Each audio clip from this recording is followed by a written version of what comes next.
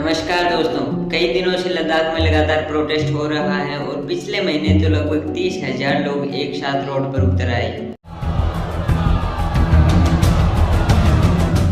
आखिर ऐसा हो क्यों रहा है? तो देखिएगा, जब 2019 में जम्मू कश्मीर से धारा 370 को हटाया गया था, तब सरकार ने उन लोगों से कहा था कि आपके लिए नए नियम व कानून बनाए जाएंगे, लेकिन आज तक भारत सरकार ने अपने उन वादों को पूरा नहीं किया। सारे हथकंडे आजमाने के बाद भी जब सरकार ने इन लोगों की बात नहीं सुनी, तो फेमस इनोवेटर, एजुकेटर और एक्टिविस्ट सोनम वांगचुक ने फैसला किया कि वो 21 दिन के आमरण अनशन पर बैठेंगे। एक अनशन शुरू करने के लिए, आमरण अनशन, जब तक हमारे लद्दाख की ये आवाज़ सुनी नहीं जाती, जब तक सरकार लद्दाख पर ध्यान न दे। अगर आप सोनम वांगचुक को नहीं जानते तो ये वही है जिनसे इंस्पायर्ड होकर 3 इडियट फिल्म में रेंचो के किरदार को दिखाया गया था।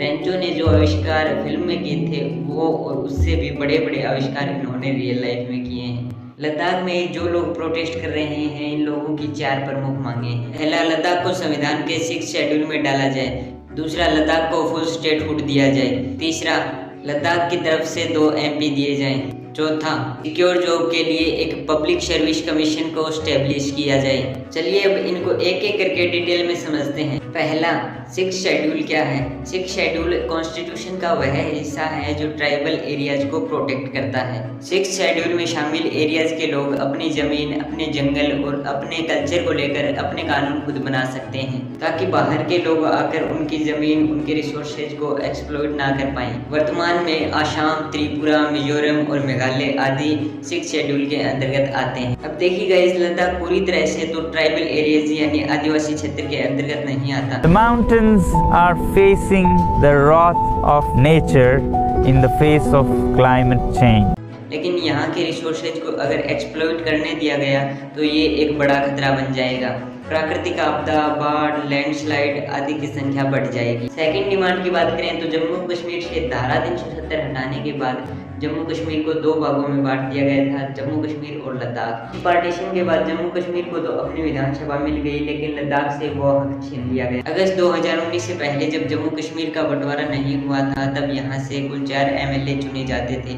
अब चुने जाने वाले MLA की संख्या है 0।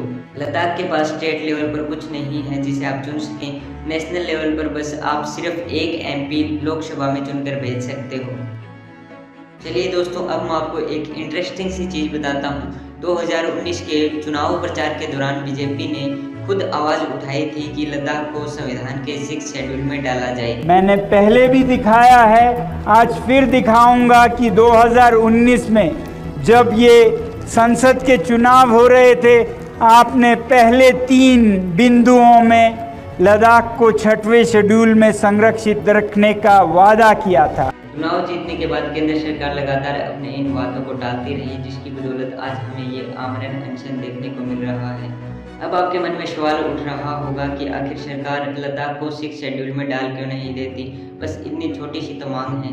तो इसका सीधा सा जवाब है कि अगर लद्दाख को संविधान के 6 शेड्यूल में डाल दिया गया तो यहाँ की ज़मीन, यहाँ के जंगलों पर केंद्र सरकार का अधिकार नहीं रहेगा और सरकार अपने फ़ायदे के लिए बड़ी बड़ी कंपनियों को यहाँ के रिसोर्सेज बेच नहीं सकेगी। वो तो ये चाहते थे कि यहाँ के हर घाटी में खनन हो, माइनिंग हो, उद्योग लगे, और लद्दाख के लोगों को इसी बात का डर था। लद्दाख के लोग और सोनम वांगचुक यहाँ के इन्वायरमेंट को बचाना चाहते हैं। वे चाहते हैं कि यहाँ खनन ना हो, उद्योग धंधे नए लगाए जाएं और यहाँ की प्यारी वादियों को बख्श दिया जाए। मैं ये न्यूज़ आप तक पहुँचाऊँ, ये मेरा कर्तव्य था। अब सोचना न सोचना आपका काम है। फिर मिलेंगे ऐसे ही किसी मज़ेदार टॉपिक के साथ। जय हिंद।